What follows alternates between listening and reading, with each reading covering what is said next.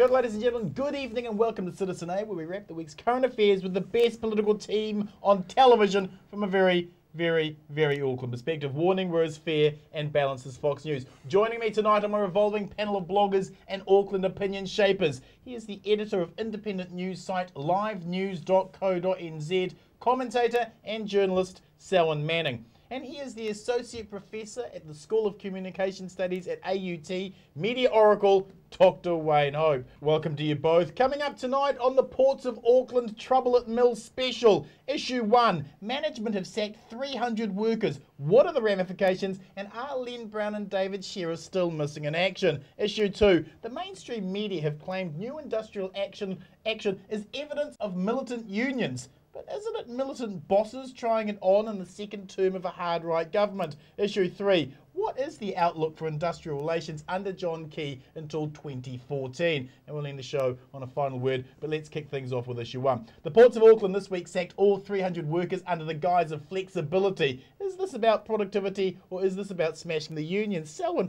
the Productivity Commission report that allegedly started this drive for competition states clearly that the issue is not work practices on the waterfront, but note the greatest efficiencies need to be gained from the shipping companies themselves and the price gouging fees they charge us. Sacking these men isn't about economy, it's about hard right union smashing ideology on the part of CEO Tony Gibson, isn't it? Yes, it is, and I think the key word there is the ideology. And my suspicions is that the Ports of Auckland, incognito with others around the traps, have looked at models overseas and thought, how will we be able to actually acquire that model that will sit into our basket of ways that we will be able to control our workforce? And I suspect that the Asian ports are significantly like Singapore, and we've heard them mention Singapore a few times. Even the Prime Minister John Key has done that.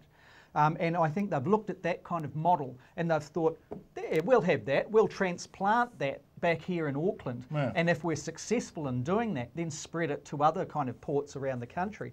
But the consequences of that has actually led to what we have seen this week, in this absolutely weird situation where jobs exist, but people have been made redundant purely and simply because they've had the guts to stand up and say, these conditions you're offering are not good enough. Wayne, let's acknowledge that the Joke Council-controlled organisation that deals with the waterfront was a Rodney hijack-up, and the majority of appointees are right-wing yes men. Let's be quite clear. But that handicap accepted, Len Brown sold himself as a mayor for working Aucklanders, and he's been invisible, almost as invisible as David Shearer on this debate. Is it time for the left to vote Len Brown out from this miserable leadership? Well, let's look at Len Brown. As Selwyn said, we've got a really strict model of productivity here, based on a Southeast Asian model, and that doesn't allow any room for unionisation. It makes casualisation just a necessity. Now, the point is that Len Brown signed up to that model of productivity quite some time ago. Right. He all but conceded that on the interview with Campbell last night on the television. So that means he's been taking sides, and he's been taking sides with management, which puts his Labour background very much in question. And you're quite right to question all of that.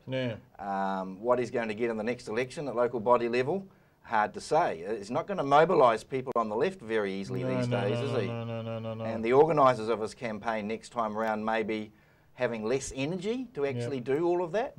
And for him to say that, he wants to see a resolution and he's not for one side or the other, that's hypocritical. It's actually not true. He sided with management by signing up to that productivity model, right? And then he says, I'm on the side of the people. Are watersiders people, do you think? I mean, is it reasonable for Aucklanders to expect from a major asset that they own that we get the best return? I mean, and surely 6% is a fairly good return in these days. How do you think they could get to 12%? Because that's where the target's been moved to. I think once you move it to 12%, that's when unions are no longer needed. That's when casualisation becomes the norm. And it's by signing up to that high level of productivity that's the real issue here. Because productivity is like beauty, it's in the eye of the beholder. And one level of productivity is just making a production line more efficient, making sure no one's lazing around on the job. And we all accept that. That's garden variety productivity. But there's another level of productivity which is about suiting shareholders, which is about rate of profit, not just profit. And once you really wind it up to those high levels of productivity, with really strict criteria, then unions are no longer needed. And Sure. this is about the right of collective action. It's about the right of workers to actually organise. Yep. So, I mean, this is taking us back to the 1890s. Yeah. I was going to say yeah, the only way of meeting those types of figures that you've mentioned there, 12%, is through exploitation, like they do in Singapore, and the consequences are deaths on the wharf.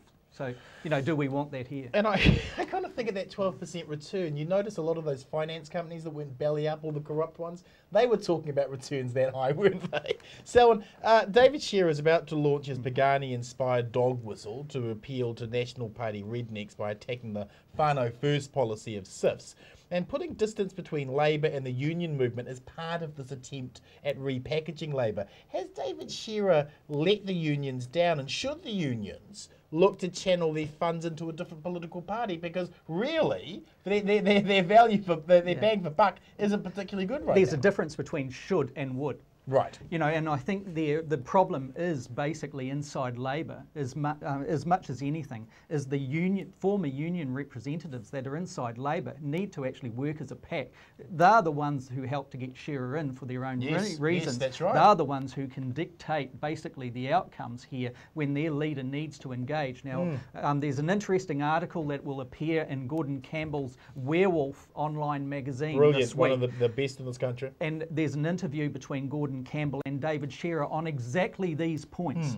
And I'd stress that, you know, viewers have a read of that. It's fascinating. And remember that this is a leader who has just come into the frame here and giving an appraisal basically of where he wants to take the Labour Party. But on this issue at the ports, those former union members that are inside the Labour Party, they need to engineer an outcome here. Yeah. Clearly, the ports management couldn't give a toss about the right of collective bargaining and the right to actually assume you know, your rightful potential and security out of, you know, a structured kind of working week. The Labour Party, that's its core business. It needs to get down there. One thing is clearly evident. It needs an outside party to get in there and find, you know what it's like in negotiation. You find what rocks are, what the rock in the road is, or how many rocks in the road there are. Then you seek common ground and you try to negotiate a way forward in good faith where all parties can benefit. But that's not what's happening No here, is one has been able to achieve that. This fell apart back earlier than December, and the Labour Party may be the key to sort that out. David Shearer should be in there. Wayne, when you look at the truth of waterfront flexibility, we see 53% of the permanent full-time workers are entitled to 40 hours pay per week. 27% of the permanent full-time workers are only guaranteed 24 hours per week, and the remaining 20% are casual workers who have no hours guaranteed at all. How much more flexible do you want someone to be? Yeah, well, the downward flexibility is on workers. It's not on the management. We've heard a term called work-life balance thrown around over the last few years. I mean, how are you going to balance your family life, your domestic life, when you've got that kind of job insecurity?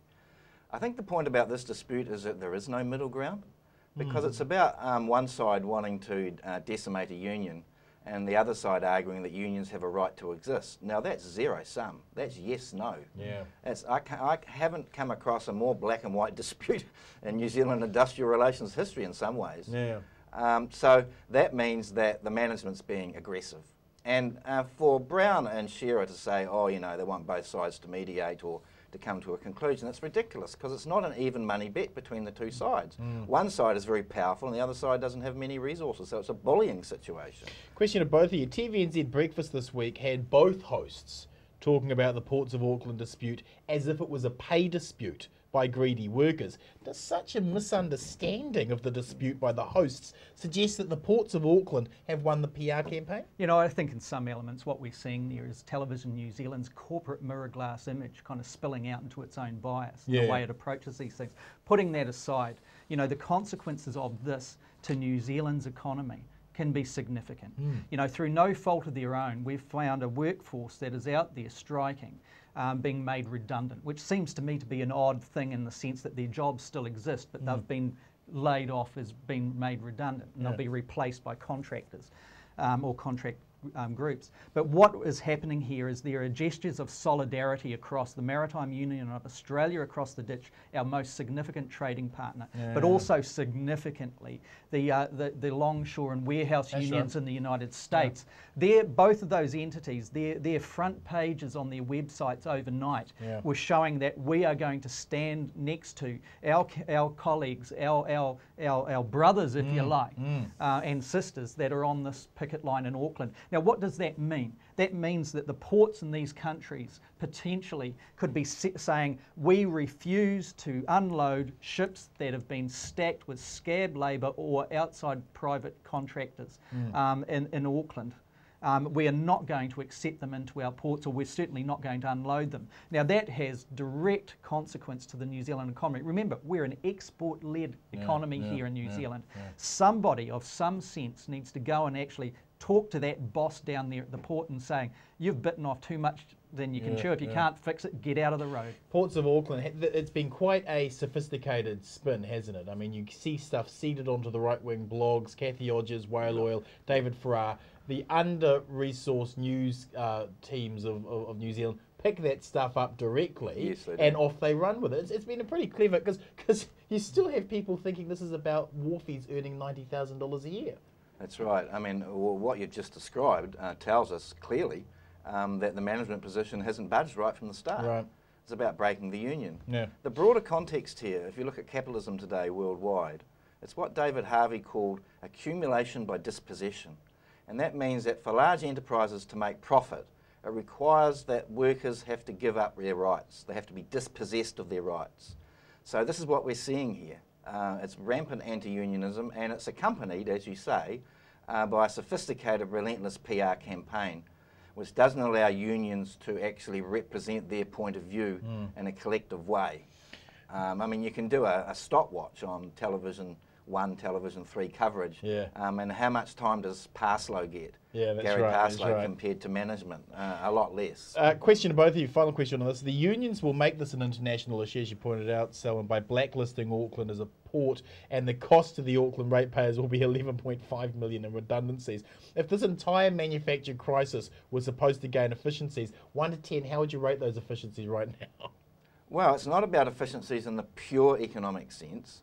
It's about stopping unions from organising, and that means that you're going to make efficiencies and more profits further down the line. Right. So that's what this is about. Pay any amount of money you want. I don't care, as long as the union is broken. I agree with Wayne. What we're seeing here is the last time we saw a national party with a scent of power, significant power, was in 1991. We saw the union busting bill, the Employment Contracts Act coming through and embedding in. This time round, the National Party is not putting out in its front foot such an act, but we're seeing a culture where large employers throughout the country are thinking, okay, we're on the in-group, it's a populist government, and we can put the stick into this. It's ideological as opposed to efficiency and economic efficiency. Thank you, panel. Moving on to issue 2, we'll get into that now. The mainstream media meme on the recent industrial action is militant unions gone crazy, but isn't this really militant bosses going crazy? So in Oceania versus the nurses, AFCO versus the meat workers, and the Ports of Auckland versus the wharfies, each dispute has less to do with pay demands and more to do with clawing back union gains. Are employers trying it on? They're certainly trying it on, and they've got a cultural environment in which they feel they can win. It will be interesting to see what the long or even medium-term impact is on national centrist core voters. I would suggest that a lot of those people down at the ports that have been putting signs up and saying, we want a fair deal for us and our families here, are ones, many of them probably went and voted for the National Party here. You know, if some of those National Party strategists wanted to actually start picking the numbers and seeing where trends could go, maybe they'd start to furrow their brow a little bit and be less excited about the abhorrent ideologies they're prepared to roll out in this current time. It's cultural, and these businesses are picking up on it. Wayne, in AFCO's case, the company has stated the point is to throw the union out of their industry. When the company's desires are so venal, shouldn't Labor be far more vocal in fighting for union rights? Well, 2 things here. The reason AFCO is being so venal is they were taken over by Talley's, a private agribusiness firm, late in 2010. And so they've got no room for unions at all, really. Not at all. Now, in order for accumulation by dispossession to actually work, in order for hardline employers to act the way that they have, they need supine Labor politicians who are not going to do anything. Right. Right? And they've got that, haven't they? They've got Len Brown and Mr Shearer, who in this dark time haven't really formed any union solidarities at all. I mean, look at the difference between their position and Helen Kelly's position. Yeah. Even the dear old CTU, which are not revolutionaries, they're well outside of the conservatism of the Labor Party politicians. And there's a key stakeholder group of the Labor Party. That's right. That's right. So if the likes of Brown and Shearer are not going to back the rights of unions to unionise, then that will embolden employers further. Right. And at the end of the day, you know, we're talking ideologies. I see it as a one-sided argument here. We're seeing that the attempts by the employers down there at the ports, for example, to replace, you know, we've already argued that. Well, I'm not seeing an ideological argument coming from the workers. The workers are saying, we do not like this casualisation because at the end of the day, we do not know how much we're going to earn next year. Right. Are we going to be earning a pittance, or are we going to be expected to working all of these hours that we actually cannot even get home for that quality of life thing? But Bob, it's not just about ideology. I mean, you know, I mentioned before Tally's taking over AFCO. The fact is they will have business models that are premised on increasing the number of non-union workers. Like Oceania, like with the nurses? Well, the Oceania situation is just appalling. That makes me sick. Because it's owned by a major bank, you know, Macquarie Funds, and about 18% of their funds are New Zealand rest homes, New Zealand's biggest rest home owner. But they also own a port in Poland, a major electricity company in the United States. They're a massive funds group. Right. So they're in the business of making money, not looking after our old people. Now, you've got that's a massive transnational, right? Yep. Who want fast rates of return. And yet, on the other hand, we have caregivers who are wanting a 3% wage increase just to catch up with living standards. Well, A, that is ideology, but B, what it tells you is that they have business models about rate of return on investments which don't allow any wage increase above about 1% or less. And what we see there is accumulation by disposition. And we see the government of the day starting to talk up the current account deficit again. Yes, and just remember that this is New Zealand taxpayer funds basically doing a merry-go-round, going through these multinational filters and then shot offshore into the coffers of faceless shareholders. Question to both of you. Ports of Auckland claim it was never their intent to sack everyone to break the unions. Do you believe them? No. No, I don't. Thank you, panel. Moving on with issue 3 tonight. With all this bitterness, what is the outlook for industrial relations under John Key until 2014? Selwyn, 2,500 public sector jobs have gone in the first 3 years, and Treasury this week have made a target of another 2,500 public sector jobs to go in the next 3 years. If the government are being so savage with their own job cuts, the private sector will be worse, won't they? Yeah, and I think, you know, the problem here is that there does not seem to me to be a grand plan. You know, there isn't one kind of indicator that I can pick up that is suggesting the National Party knows that if it's doing this, then the consequence is this. That'll be an advantage to it along the road. What we're seeing is a slow unpicking, really, of a system in New Zealand that has been there for a long time and has positioned us well on the world stage in many areas.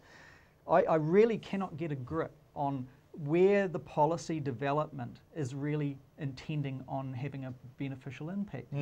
I know we're talking in vague abstract terms here, but that's because there isn't any strong governance leadership really coming out of the top 5 in the National Cabinet that is assuring people who look at these things. Look at what Wayne has been talking about, your own kind of writing that you've done, people like we've mentioned before, like Bernard Hickey and et cetera, people from different kind of ideological or political backgrounds, but all come to a conclusion is that this is unpicking into something that is quite dire here. And really, where it's going, it looks to me like a disaster. Wayne, Chris Trotter pointed out in his blog this week that austerity doesn't work, while David Farrar points out and states that the government can't afford to keep borrowing. Who's right? Austerity doesn't work. I mean, you've only got to look at Greece. You see, if you look at the sacking of the workers on the ports, right? You look at the driving down of real wages at only Oceania rest homes. Okay, you look at the deunionisation among AFCO workers. If you look at the driving down of wages and conditions among police, district health boards and all the frontline staff in Housing New Zealand, you add all that up and what you're doing is you're taking spending power out of the economy and making austerity worse. You're almost manufacturing a recession, right? Now what happens if we get a Greek bond collapse, another liquidity crunch like we had in 2007, 2008, and then that comes in on top of what the cutbacks are doing. Now there you've got a disaster. What you get at that point is you get to the point of social breakdown. So has David Farrar got a point? You can't keep borrowing. On Kiwi Blog, he came out and said, well, you know, look, we're borrowing too much money, we've got to make the cutbacks Well, now. it's not just a fiscal question. It's about job creation. It's about having your economy move in a direction which suits the needs of people. And this is what I was trying to argue, and Wayne put it really well. The engineering in the economy is non-existent. Apart from some sort of ad hoc kind of add-on to different areas. And that's what's the main concern is, I suppose, in the sense that while we saw the government in its first term take out assistance for burgeoning export businesses that were kind of entering into that ability to get to overseas markets, the government stopped the New Zealand Trade and Enterprise from basically doing work on their behalf or to provide some sort of benefit to those businesses. So that was the first kind of thing that you kind of thought, well, why are they doing this? And once again, it seems to me, and it's something I think David Longy wrote about in the early 1990s when National came in, he says, there's a trend setting here where it appears we have a government that does not want to govern. It's all about small government. It's all about taking hands off and letting that old market ideology rule. But the consequences are that fewer police on the ground. Does the public really want to have fewer police in this country? It didn't seem what they were voting for that. Oh, you just have private security firms take it. Well, that's right. That's right. Fewer police stations. Stations. The public want that. Fewer nurses, teachers, etc., etc. That's the consequence of where we're heading. We are seeing with the MFAT cuts an avalanche of leaks from the public sector. At what point does that derail the government's agenda? What do you think? I think Daryl Phil Goff's doing a good job. Isn't he just? He's got more of a media profile than David Shearer. Well, what I'm saying is that he's making Macaulay look very, very embarrassed. Right. I mean, if we're a small trading economy, then why would you want to downgrade your embassy presence in a place like Sweden, which is quite a wealthy economy and got people who can buy stuff? That's right, that's right. I just don't get it. I mean, question to both of you, with thousands of public service jobs going and gone and thousands of private sector jobs getting slashed, where are the beneficiaries supposed to find jobs? How many noble burger flipping and toilet cleaning jobs can beneficiaries and public servants compete for? You know, Bob, to answer that, I kind of think, remember when there was a wave of immigration came into New Zealand, and many of those immigrants came in on professional kind of criteria. Then we found that many of them, there may have been surgeons back on the subcontinent, etc., etc., were driving taxis and cleaning school toilets, etc., etc. Of course, the beneficiaries of today are going to be entrenched into a culture where that continues on. If this particular bent that New Zealand is on, it's going to become the norm. And those that are enjoying that middle position in New Zealand will start having to pick up jobs that they think and feel are beneath them. Right. Now, these are the kind of consequential kind of things that are going to develop into our economy, into our society, due to the inefficiencies in our economy. I don't know quite where to place that MFAT question you put to Wayne. It's a fascinating one because, of course, New Zealand ought not to ever, while it's an export-led country, devolve the ability of diplomats to connect with the right people in overseas markets. That's like saying, I'm going to go to my employer and I'm going to say, actually, I don't actually need to do the 40 hours, I need to do the 20 because I just, you know, I can envisage a situation where they might going to work. I can envisage a situation where all that might get reversed. What if a son or a daughter of a cabinet member is on their OE and they get kidnapped in a southern European country and they ring up the New Zealand consulate and all they get is an answer phone? 0800 number. Where are they supposed to find the jobs? Beneficiaries are supposedly all out to work now. Where are they going to find the jobs when we're sacking so many public servants? Oh, I mean, the way beneficiaries are getting treated in this work environment is nothing short of social cruelty. In terms of people that have got more skills and education, I mean, look, I agree with what the Greens are saying, you know, what Russell Norman's saying. What we've seen with these disputes and the attack on unions and so on is we're driving more people to go over to Australia. Yeah. Right? At the same time as the government is telling us that we need to catch up with Australia. Well, go figure. Yeah. And let's wrap the show with a last word. Wayne, your last word this week. Oh, a great joke come out of Russia. Some of the viewers out there might remember not so long ago there was an election. Yes. Putin won it. Yes. Apparently he got 99.89% of the vote in Chechnya. That was a good effort. That's an incredible effort when you consider right. how many people he's butchered in Chechnya, would you not? Yeah, but that's not my joke. My joke is that there's been a news report that Putin's chief statistician has been caught up in a house fire, and doctors have said he's got burns over 120% of his body. Sal, and your final word this week? My final word is with all the MFAT cuts that are going on, particularly in the Pacific and Southeast Asia, people may not have noticed that the Commodore Frank Bainimarama, the Prime Minister of Fiji, has noted that the United States has taken him into a very friendly court. Yes. I would suggest that even if Murray McCully is absent without leave half the time, that New Zealand at some stage in the next quarter is going to actually relax its stance on Fiji's, for the Fiji regime representatives to come to New Zealand. It may be that the TPP has one effect, and that is that the Pacific Island Forum's nations, particularly the MSG or the Melanesian Spearhead group of it, persuade New Zealand and Australia to allow Fiji to be back at the TPP table. And PACER Plus. Yeah. And that might be the way, the wiggle room that New Zealand and Australia are seeking to try and allow Fiji back into the fold, if you like. Thank you, Wayne. Thank you, Selwyn. Ladies and gentlemen, to my final word.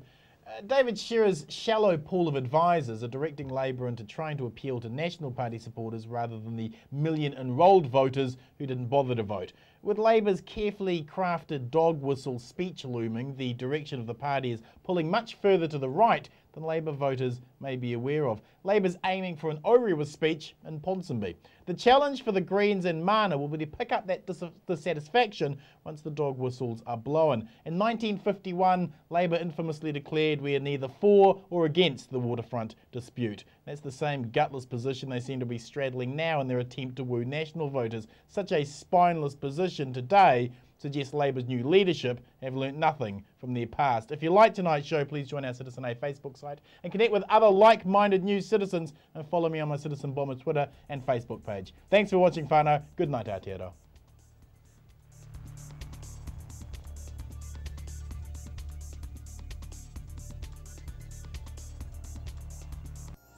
Supporting local content so you can see more of New Zealand on air.